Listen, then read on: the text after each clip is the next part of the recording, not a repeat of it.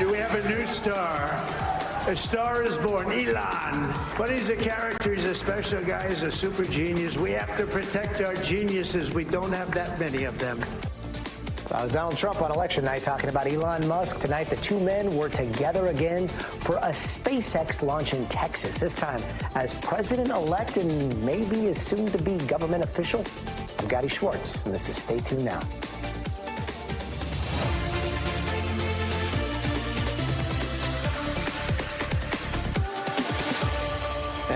Tonight, we start with the collision of two worlds in a way that we don't see every day, space and politics. President-elect Trump making his way to Texas today to attend the launch of the sixth Starship rocket system alongside Elon Musk. We're going to get into more in that launch in just a minute, but all of this happening as Trump released another flurry of cabinet nominees today. First, Wall Street CEO Howard Lutnick as Commerce Secretary, and second, Dr. Oz, the TV personality, has been tapped to run the Medicare and Medicaid agency. Let's bring in NBC's Vaughn Hilliard to break this down. Vaughn, so talk to us about these new picks. Howard Lutnick and Dr. Oz. Let's start with Dr. Oz. What's his expertise with Medicare and Medicaid?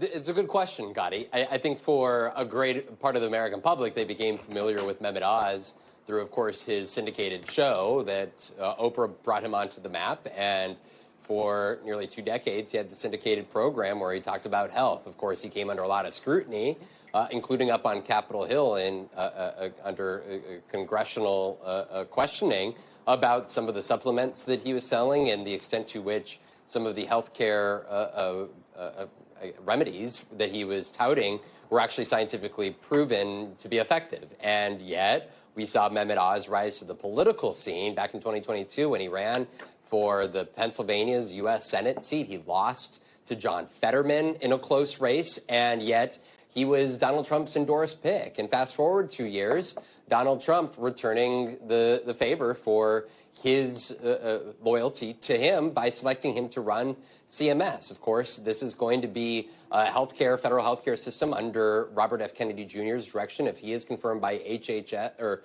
for HHS secretary position. But now here with CMS, he is going to have oversight of Medicaid and Medicare. Of course, though, there's going to be a lot of serious questions of Mehmet Oz as well as Robert F. Kennedy Jr. about the extent to which they could see entitlement cuts to these particular programs, because Elon Musk and Vivek Ramaswamy have openly suggested that there needs to be a consolidation and cuts to the budget. And there is often within the Republican Party, they have looked towards this type of entitlement spending. So the question here is, to what extent will Mehmet Oz look to cut some of these spendings of these programs?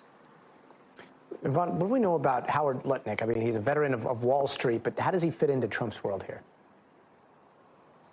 Exactly. Billionaire, longtime friend of Donald Trump.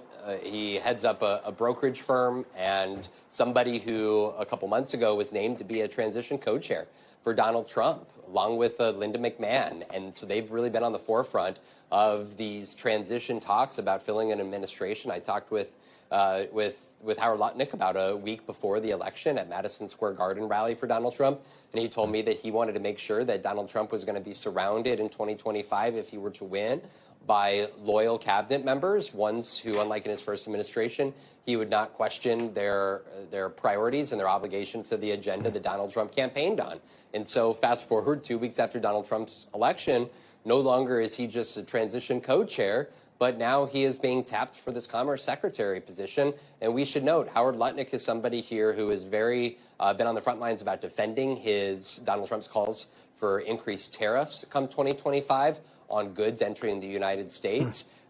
Elon Musk and others have suggested that this could, have immediate hardships and consequences for the public at large, these tariffs here. But Howard Lutnick has made the case that there will be long-term gains by going this route. And so Donald Trump, having in the Commerce Secretary of Howard Lutnick, he has somebody who's not only a friend, a fellow billionaire, but somebody who is also ready to enact the agenda that Donald Trump campaigned on. Vaughn Hilliard in West Palm Beach tonight. Vaughn, thank you. And as we mentioned, SpaceX launched their sixth Starship mission in Texas with the goal of sending people to Mars in the not-so-distant future. 3, 2, 1.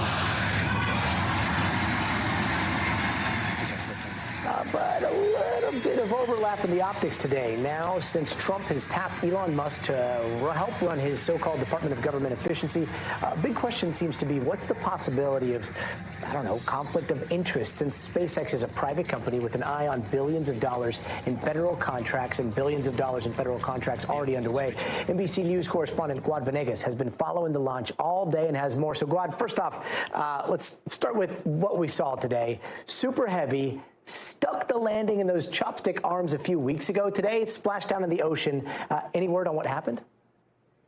Right, Gadi, we were expecting to see it come back to the launch pad inside of those two metal chopsticks, as they call them, and it was instead aborted, and it went into the Gulf of Mexico. So what they said during the launch, about 4 minutes into it, is that not all of the criteria for a booster catch was met. We don't know specifics about what went wrong. They did say that they made this decision for the safety of everyone, but we'll have to wait and get more information to find out exactly why they made the decision to have it go into the Gulf of Mexico. Now, they did say before that launch that that was a possibility, indicating that they know they can land that Super Heavy booster at the launch pad if needed. But today they decided that they needed it to go into the Gulf of Mexico, with no more details being shared. Gadi?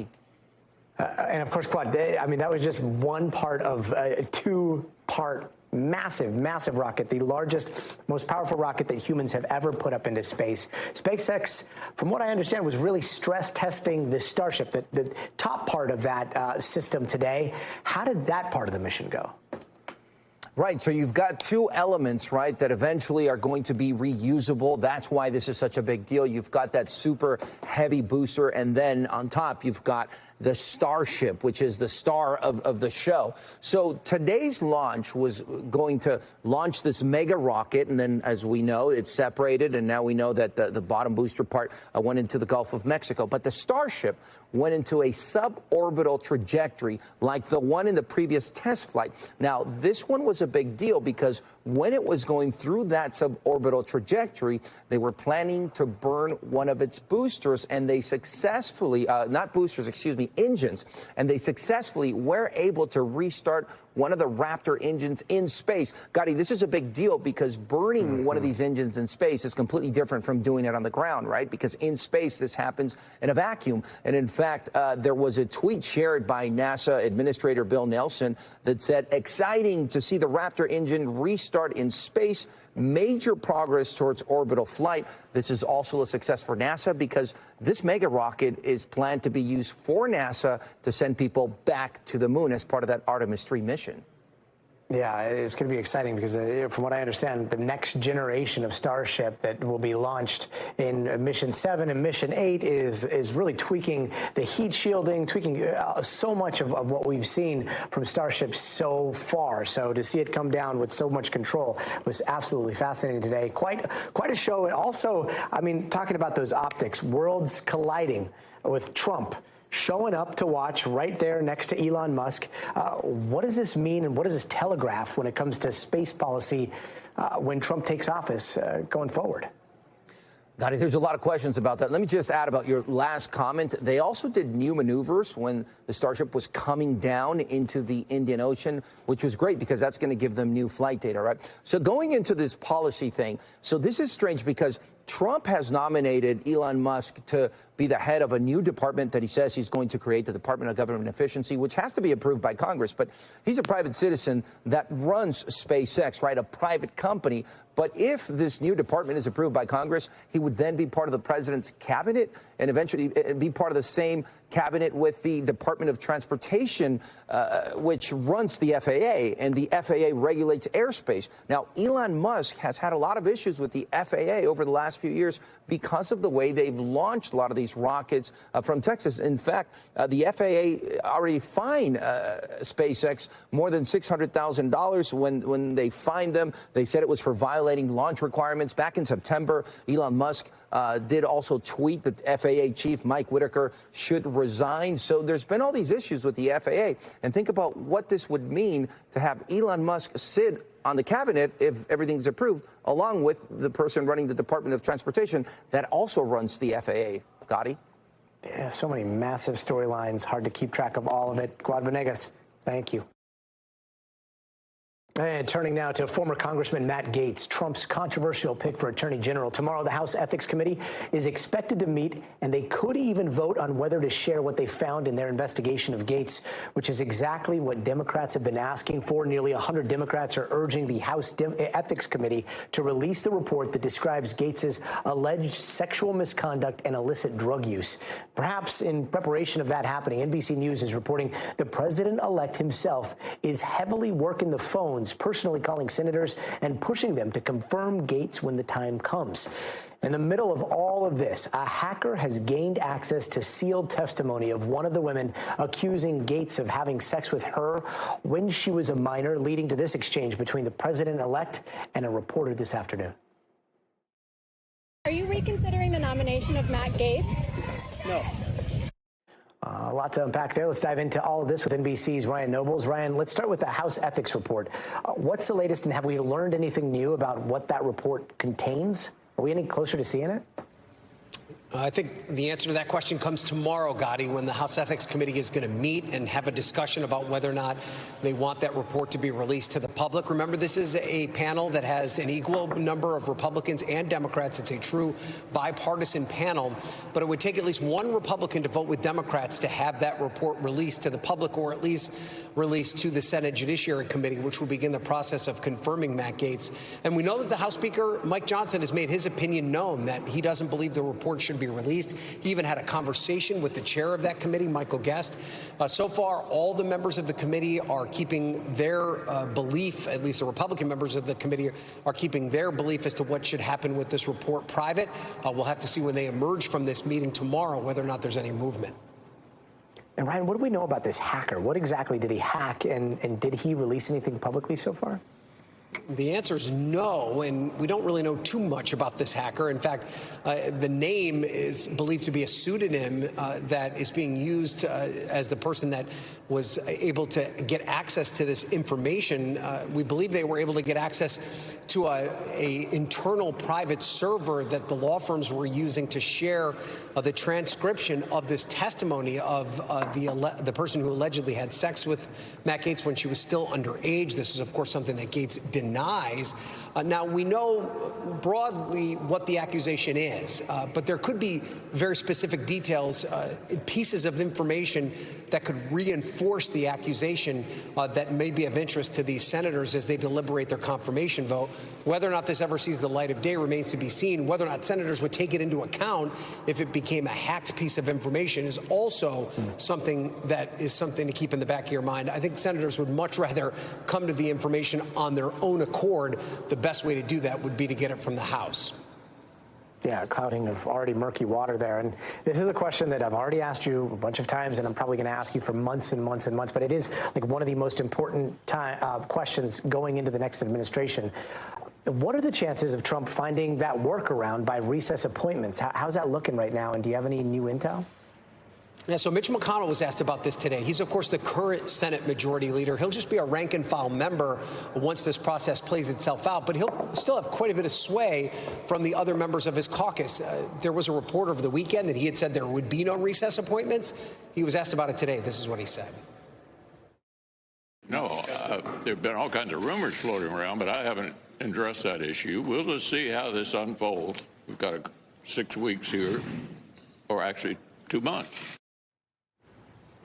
So McConnell didn't want to weigh in, didn't rule it out, but also seemed to indicate that he thought the more preferential path for Donald Trump would be to get his nominees confirmed the old-fashioned way, which would mean to get at least 51 votes. You know, the folks that I talked to today about this issue said that if the Senate were to vote to adjourn to give Donald Trump the ability to confirm his nominees without a vote, that's a distinction without a difference. If maybe you don't vote yes on a confirmation, but you vote yes to adjourn to allow that person to be seated, you're basically still voting for the exact same thing.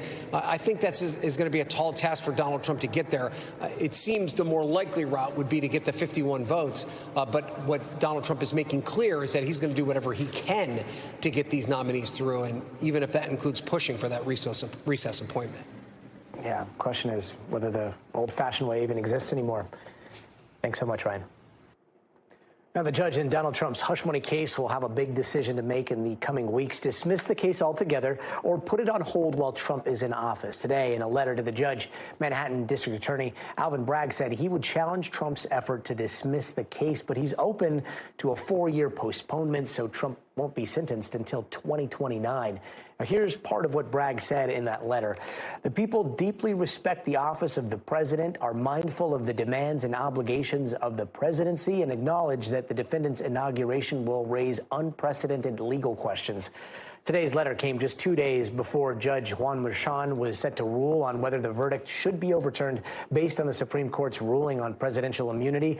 NBC News legal analyst Angela Sinandela joins us now. Angela, so who does hold all the cards here? Does this all come down to Merchan at this point?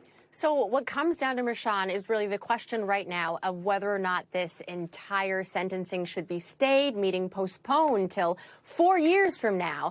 And it really seems likely that he will grant this stay, given, first of all, that both the prosecution and the defense would be coming to him together in agreement. So he would pretty much just have to approve it. And also because he does have a history of continually offering or issuing stays, whether or not it's on this immunity ruling or on sentencing overall. But then with the bigger question of whether or not he would grant President-elect Trump's motion to dismiss, I think that is unlikely. That would be a big step for him to take, and that really doesn't seem to be in the cards. But look, if he does not grant that, then Trump always has many chances of appeal, even possibly back to the Supreme Court, Gadi.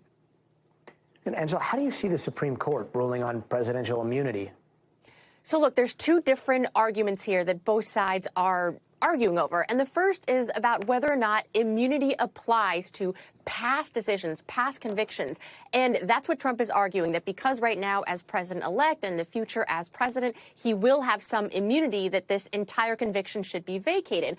But actually, Alvin Bragg, the Manhattan DA, had a very strong response. And if we can pull it up, we do have a quote here where he said, "No current law establishes that a president's temporary immunity from prosecution requires dismissal of a post-trial criminal proceeding that was initiated at a time when the defendant was not immune from criminal prosecution." So what Bragg is saying there is that just because in the future, or even right now, maybe he could be temporarily immune, that says nothing about a conviction in the past. But the second now big immunity debate here is about whether or not any evidence that was brought into that trial that involved his official acts, that involved advisors, was A, improperly introduced, and B, if it was improperly introduced, if it was significant enough to have influenced the conviction. So we have Bragg's team here saying, no, it doesn't even matter whether or not it was introduced improperly. It wouldn't have affected the decision.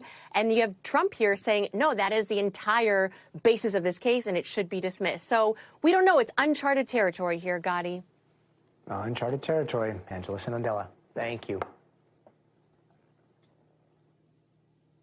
And tonight, opposite coasts of the country are dealing with completely opposite weather conditions. Here on the West Coast, millions are bracing for a powerful storm, while the Northeast is begging for rain. And that dry spell in the Northeast continues to fuel an outbreak of wildfires that's leading to critical reservoir levels. In New Jersey, look at how one wildfire earlier left sections of burnt trees along the shore of a lake there. A flicker of hope, though. Rain is finally expected to hit the Northeast in the coming days. And remember the Jennings Creek wildfire we've been telling you about? Well, that one is 90% contained now, and all voluntary evacuations have been lifted. Meanwhile, back here on the West Coast, too much rain may be on the way for parts of Northern California and Oregon. A major storm could bring more than a foot of rain, mudslides, landslides, even snow. So let's bring in NBC News meteorologist Bill Cairns. Bill, how serious could this storm on the West Coast get? I think as we go throughout the next couple of days, each and every day is going to get more serious because we're going to worry about the rivers a little more. This is a long duration event. I mean, you can see behind me, this is a powerful storm. This is about as strong as it gets here off the Pacific Northwest. Thankfully, all the really intense winds are going to remain offshore, but all of this, which is our atmospheric river, is coming straight into Northern California. So we're going to go, it looks like, have 3 storms in 6 days, and most of it is all going to target Northern California. You can see now all that rain is moving onshore. Some heavy stuff here in the Olympics, down the coastline of Oregon. The winds were really picking up, and especially Northern California. A lot of this does not get from San Francisco southwards. This is really going to be up around, Redding, Mount Shasta, Eureka, southern portions of, Crescent City, southern portions of Oregon. This rainfall totals here, anywhere in yellow is 5 inches, orange is 7, this maroon color is 10 inches. So look how many areas are maroon here. This is a huge footprint for a big rainfall event, and isolated totals could be up to 15 inches. And because it's 3 storms in a row, the rivers are going to get higher. They're not going to have time to drain. The flooding threat's going to get more and more. And the snow at the high elevations will be pretty epic. I know Mount Shasta, the forecast is for 5 feet of snow, 60 inches. It looks like around 2 to 3 feet, some of the higher peaks of the Cascades and also in the Sierra. And of course, the gusty winds, that's primarily an event now into tonight. Then the wind should come down in the days ahead. But this is still pretty impressive. Gold Beach could be up there around 70-mile-per-hour gusts. This is quite a storm we're dealing with out there today. Meanwhile, the Northeast, you're expected to get some rain this week, but is it going to be enough? It's looking more and more for areas from, say, New York City northward. So here's how this is all going to play out. It doesn't look like much right now, but as the storm gets closer to the coast, it's going to regenerate. So as we go through Wednesday, the areas that have the fires, no help from the next 24 hours. But then Wednesday night into Thursday, this storm is going to sit here. It's going to linger from about New York City northwards. We're going to get drenched, and some of this blue is going to be areas of snow at the highest elevations. This storm lingers right throughout the weekend, too, so that's going to be good news. These rainfall totals yesterday were looking to be about 1 inch. Now we're up between 1 to 2 inches. This is enough to put out all the fires, take a dent out of the drought, not eliminate it, but take a good chunk out of it. Not the case, though, from D.C. southwards. And I mentioned it will snow. The Catskills will get their first snow of the season, a little bit in the Green Mountains. Also, the spine of the Appalachians, even West Virginia, Gadi, will pick up some snow. So this is a big change for the Northeast and the start of an active weather pattern. Yeah, quite the whiplash there. Bill Cairns, thank you. And today, FEMA's administrator faced lawmakers in a House hearing over the government's response to Hurricanes Helene and Milton. Now, those storms caused catastrophic damage across the Southeast earlier this year, and FEMA has been facing backlash since then, including allegations that agency workers were told to skip houses with signs supporting Donald Trump. NBC's Stephanie Gosk has more. Hurricane Helene tore through 6 states, the most destructive storm in North Carolina's history. Less than 2 weeks later, Hurricane Milton ripped apart Florida's already battered West Coast.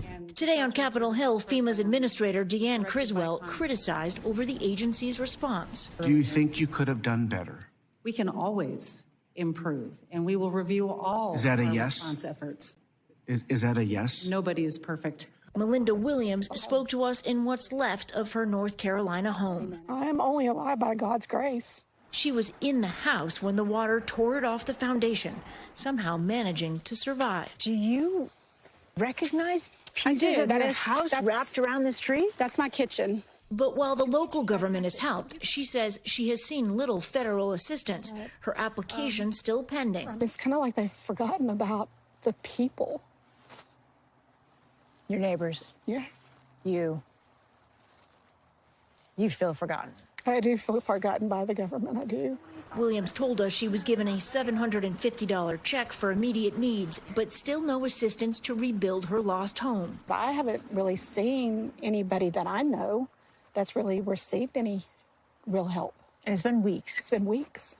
At today's hearing, Administrator Criswell defending the agency's response. I am incredibly proud of the work that the 22,000 members of this workforce have done. But FEMA, she says, needs more money. The cost to respond to these 2 disasters is outpacing all other disasters in the previous 10 years except for Hurricane Maria.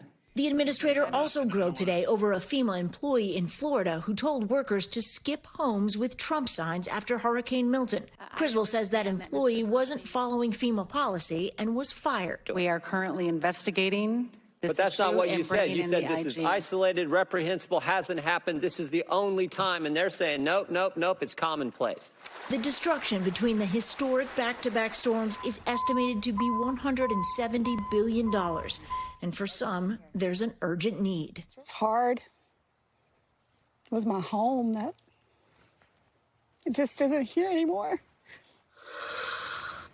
This is temporary housing that's being constructed by FEMA. They say that individuals can qualify for up to $85,000 in FEMA assistance. But some of the people we speak to here in North Carolina say that the application is complicated and the help is just taking too long.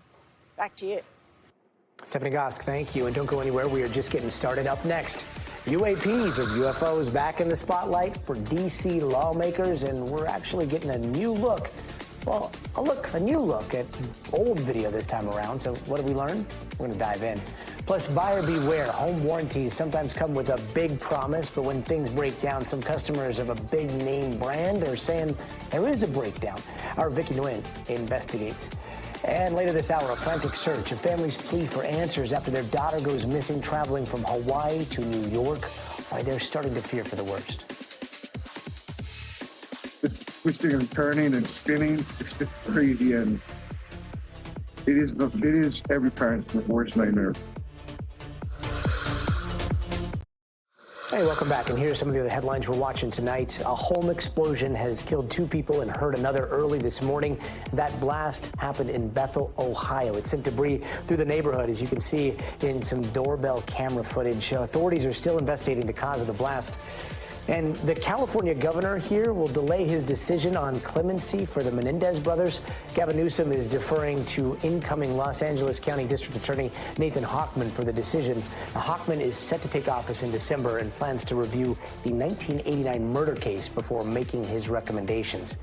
And Pennsylvania's Supreme Court ordered election officials to stop counting mail-in ballots missing or with incorrect dates. Now, that impacts counties already in the razor-thin Senate race between Republican Dave McCormick and Democratic Senator Bob Casey there. That race is now headed to a recount. And in the trial of Sean Diddy Combs, prosecutors have been ordered to destroy their copies of notes taken from him in jail. His lawyers say those notes were confiscated by his jail cell or from his jail cell and are protected under attorney-client privilege. The judge told the prosecutors not to use those notes until he makes a ruling.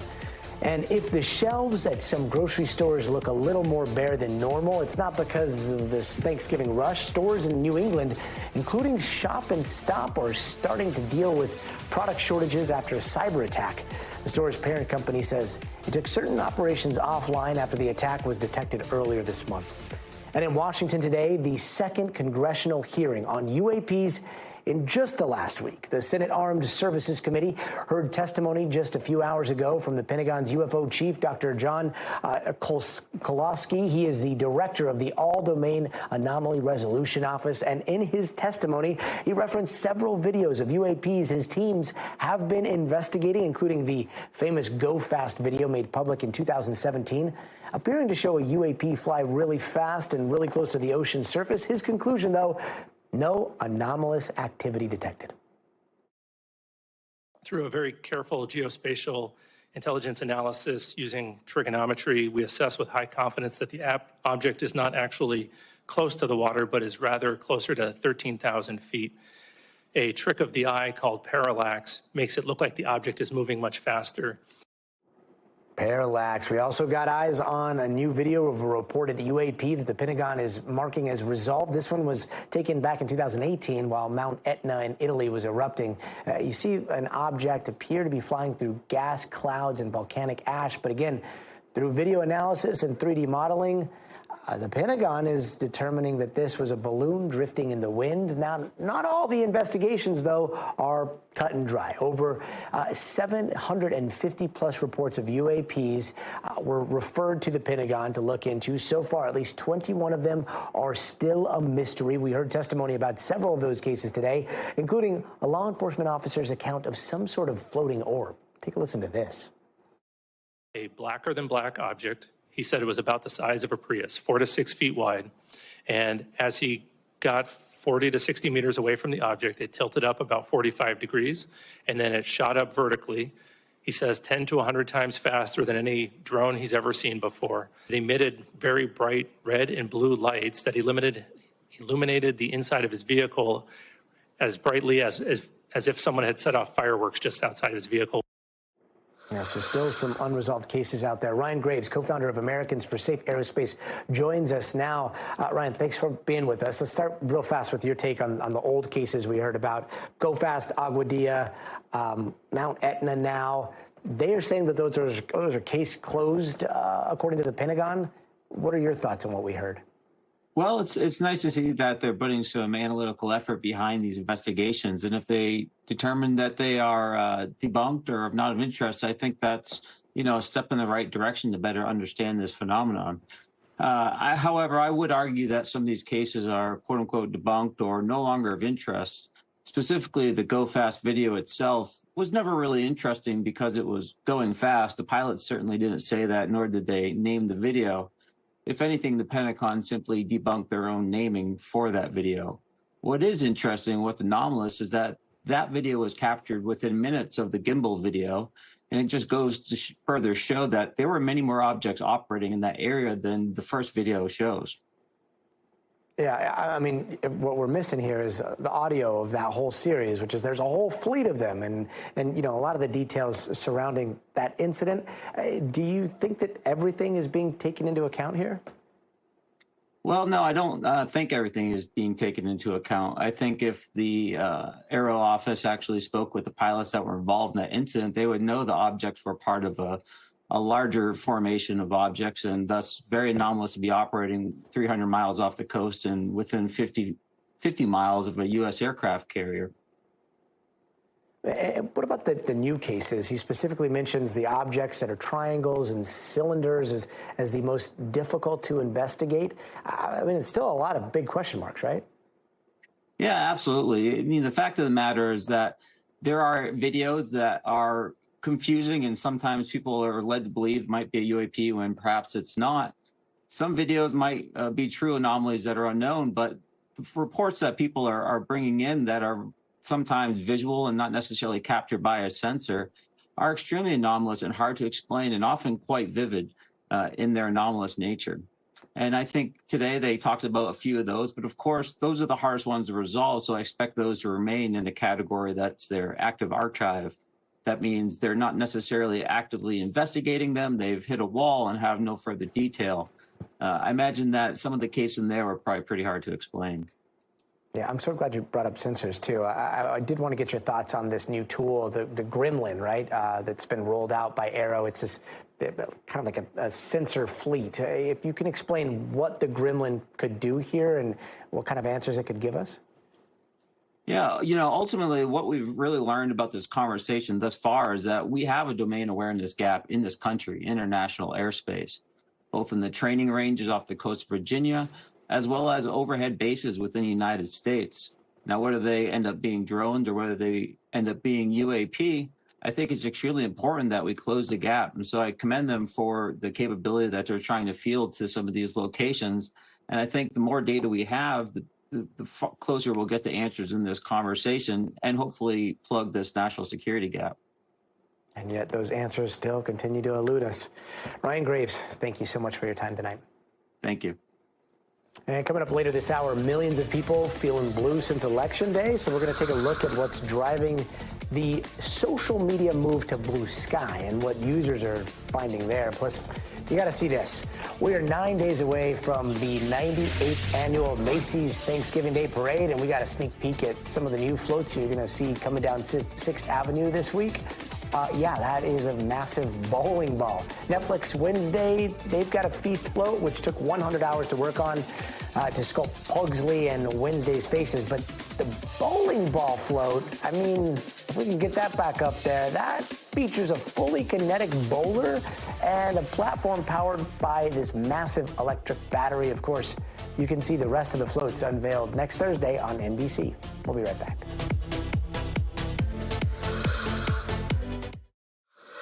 Hey, welcome back. The search for a young woman is underway here in Los Angeles. 11 days ago, Hana Kobayashi hopped on a plane from Hawaii headed to New York, but during her layover at LAX, she missed her connecting flight, then disappeared. NBC News correspondent Ellison Barber has more. But what we have believed to be telling people is true. This is Hana Kobayashi's family, her aunts and her dad in Los Angeles, a city where none of them live. desperately searching for the 30-year-old who's been missing for more than a week. We honestly don't know what to do. Her family telling NBC News they believe Hannah is in physical danger. There's reason to believe through video surveillance that Hannah is not okay. And everything that we have been telling the media, that we've been telling the police, has now been confirmed. We cannot speak on it because we don't want to hinder the investigation. But what we have believed to be telling people is true. And we cannot speak more on that. But it has been confirmed to us that Hannah is in danger. On November 8th, she took a flight from her hometown in Hawaii, heading to visit her aunt in New York. She left Maui and landed at LAX, but according to her family, missed her connection flight to New York. She only had about 30 to 45 minutes to get from one terminal to the other, and she didn't make it. Surveillance video capturing her as she exited a jetway at LAX. Her family says they were communicating with her. They believe she had a standby ticket and was trying to get on another flight to New York, but decided to spend time exploring LA while she waited. Here's LeBron James event. A video posted to YouTube seemingly catching her for a split second at a Nike event at the city's Grove Mall. But as the days went by, friends and family say they started to get odd texts. It started to get extremely strange and scary. We started getting text message. Basically, the verbiage was unlike her, using words like hun, babe, things that she normally in her own text weren't saying. She said that someone was stealing her identity, that she felt scared, weird things like the Matrix. One exchange obtained by our Honolulu affiliate KHNL said, quote, I got tricked pretty much into giving away all my funds for someone I thought I loved. It's been really scary. By Monday, November 11th, her family says all communication stopped. Their panicked calls went straight to voicemail. I'm just twisting and turning and spinning. It's just crazy, and it is every parent's worst nightmare. A spokesperson for the Los Angeles Police Department confirming to NBC News a missing persons report for Hannah Kobayashi was filed on the 15th, and detectives are actively investigating. Her family also organizing searches of their own, eagerly waiting for any news of their beloved Hannah. We might be small, but we are mighty, and we are going to find you. And don't you dare think that we for a second will give up on this. You are in our hearts. The entire world is looking for you. You are that special. What an absolute nightmare for that family. Allison Barber, thank you, and hopefully she's found. Now to some new concerns over home warranty woes and what you should do if you find yourself in a tricky situation. NBC's senior consumer investigative correspondent Vicki Nguyen looked into coverage concerns with one major company. Home warranty. American Home Shield is one of the country's biggest home warranty companies with more than 2 million subscribers, and its ads make a simple promise. Covered repairs and replacements are taken care of. Pay a fee and they'll cover your appliances. No repair records needed, even undetectable pre-existing conditions. But in Las Vegas, Julian Sanchez and Patricia Nunez say they lost their cool with the company during the city's hottest summer on record. Most of the time in this room, it would reach onwards of the high 90s to low hundreds. They say AHS declined to repair or replace their air conditioner after it broke down in May, despite the couple's monthly coverage payments for the past 3 years. The company sent this repairman, seen here on home security video, to inspect the unit, but Julian says he left it in even worse shape. They removed a piece of my AC unit, and they left it on my roof. What did you expect? I expected it would be just a quick diagnostic and then a fix, and what I got was the complete opposite. AHS denied the Sanchez repair claim, saying the unit had stopped working because of foreign debris and not the normal wear and tear covered in the contract. The unrelenting heat forcing the couple and their 5 children to do homework and sleep on the ground floor. It's just been atrocious, the way that the company has dealt with everything. The family's frustration echoed in thousands of complaints filed against AHS with the Better Business Bureau. They will find a way to deny the claim. Consumer attorney Alex Bachua says AHS often uses the term not normal wear and tear to deny claims in his clients' cases. Do you think that phrase is intentionally vague? Yes, of course. Every single case I have is the same. They come out there, they diagnose the problem, they say not normal wear and tear. From that perspective, it's good for business, it's bad for consumers. After NBC News reached out for comment, American Home Shield declined an interview, but said in part in a statement it believes the correct coverage decision was made, adding, as a gesture of goodwill and an accommodation to Mr. Sanchez, we will fix his unit at no cost. Melanie McGovern with the BBB says consumers should read both the contract and reviews before choosing a home warranty company. Read the complaint data, read the reviews, and then make their purchasing decision from there. Did the company respond? Did they get it all settled? The Sanchez family, now working with attorney Alex Bachua, says they declined the AHS repair offer and they want a replacement. Vicki Nguyen, NBC News, Las Vegas. Vicki, thank you. And still ahead, new escalations as Russia and Ukraine mark 1,000 days of fighting. Putin's new tone about nuclear weapons as U.S.-made missiles are fired into Russia. That's coming up next. Hey, welcome back. Let's take a quick look around the world. A Hong Kong court has brought the hammer down on dissidents there today, sentencing 45 ex-lawmakers and activists to as much as 10 years in prison. That ruling came as a part of a Beijing-imposed law aimed at crushing dissent. Now, the son of Norway's crown princess is facing an alleged rape charge. Police say the 27-year-old was arrested yesterday on suspicion of, quote, sexual intercourse with someone who is unconscious or for other reasons is unable to resist the act. He's pled not guilty and is said to be cooperating with police. The police in Brazil are investigating an alleged plot to kill its president-elect Lula da Silva. 5 people were arrested today, including the aide of a former president there, Jair Bolsonaro.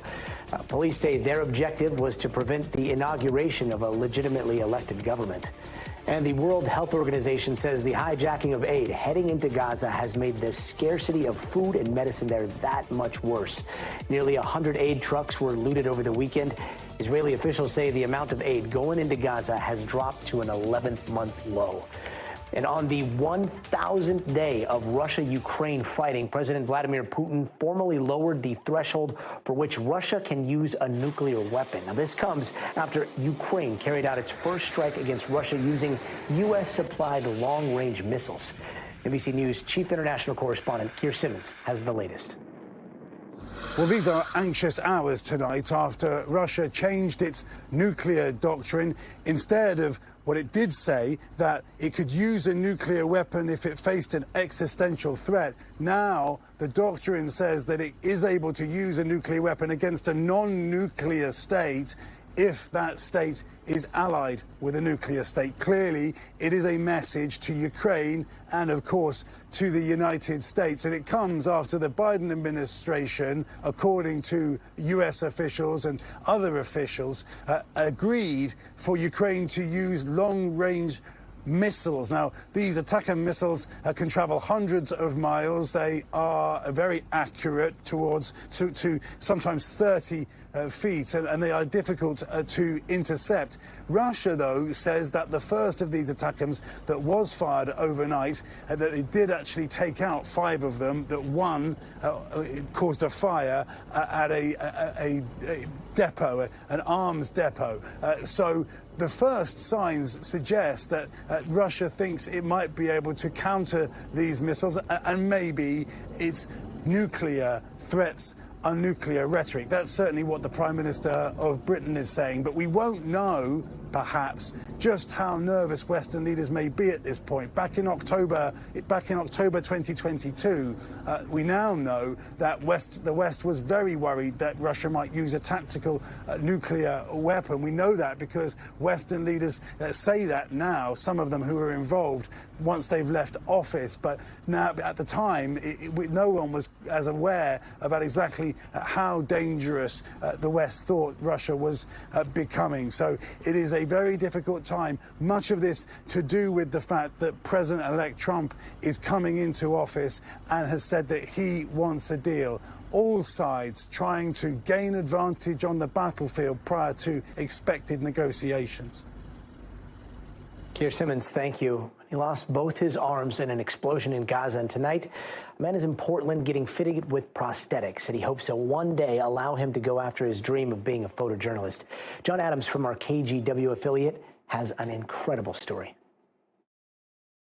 Waving flags, cheers, and smiling faces welcome 15-year-old Dia as he arrived Saturday night at PDX. Dia was brought to Portland from Gaza by the local chapter of the Palestinian Children's Relief Fund to get outfitted for prosthetic arms. His arms were injured in an explosion and amputated. We're really excited to figure out some adaptive ways to help after he's gotten his prosthetics fixed to help him get back into school, get back into his lessons. Supporters also hope it will help Dia get back to a new passion cut short by the injury: photojournalism. He was starting to use the camera into capturing different things and aspiring to be a journalist. And then the next thing he knows, he doesn't have any arms so that he could use the camera. Dr. Ahmed Abid is hosting Dia and his older sister while they're in the Portland area. Dr. Abid has seen firsthand what is happening in Gaza. He has traveled there with a medical team on 2 separate occasions since the war broke out. Your worst nightmare can't really get you to believe what you see until you actually see it on the ground. He says hospitals in Gaza don't have the capacity to treat all the patients who need help and are running low on supplies. Many in need are children. There are thousands of children who are in need of medical care that they're not getting. They're needing nutrition that they're not getting. The babies are not getting formula and vaccines. Dia is one of the lucky few who have been able to leave Gaza, but for many others, the suffering continues. They deserve life just like any other child in the world, and that their suffering is not fair. John Adams, KGW News. John, thank you. And before we go, it is time for the future of everything. We're going to take a look inside of a social media shift. Users are saying goodbye to X and logging on to Bluesky in droves. So we're going to look into what's fueling that migration coming up next. So stay tuned.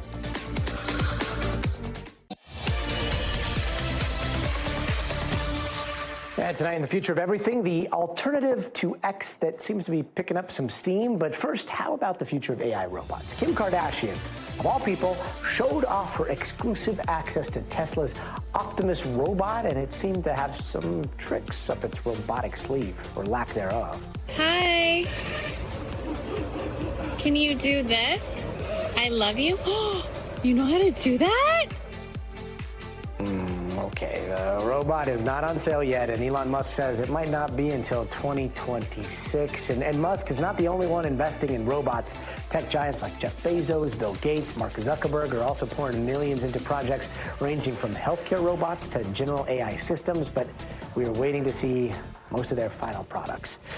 Meanwhile, chances are you have likely heard a lot of people talking about Bluesky recently, and they're not talking about the weather. It is this newer social media platform. It's kind of like X, formerly known as Twitter, and a lot of people seem to be swapping feeds. In the past week, celebrities and public figures have been announcing that they are logging off X for Bluesky. Many saying they are leaving because of issues ranging from misinformation, a swing in algorithms, and Elon Musk's leadership. So there's this new app called Bluesky. It's very similar to the old Twitter, but a little bit better because there's no bots. Do you guys know that there's this new thing called Bluesky, and it's basically the same exact thing as Twitter, except Elon Musk is not in charge of it? It feels like 2019 Twitter, and it scratches the dopamine itch without making me miserable. Okay, so how fast is the growth? Well, Bluesky says it has gained 7 million users since the U.S. presidential election. This morning, it passed 20 million. Bluesky says they are currently gaining about 1 million people a day. But what does Bluesky have to offer, and why are the handles there so oddly long and clunky? Here to dive in with us is NBC News tech analyst in the Wall Street Journal's Joanna Stern. Joanna, thanks for being with us. We just heard it. The hope seems to be that Bluesky is what Twitter used to be. So break it down for us. What do people mean here? Yeah, I loved he said, I think it was Twitter 2018 or 2019. I'm hoping for Twitter like 2010, but that I guess just shows my age. But, you know, the idea really is that this is a fresh start. it is a place where you can actually select the algorithm you'd want to see. You can use a following feed, which just shows you the chronological order.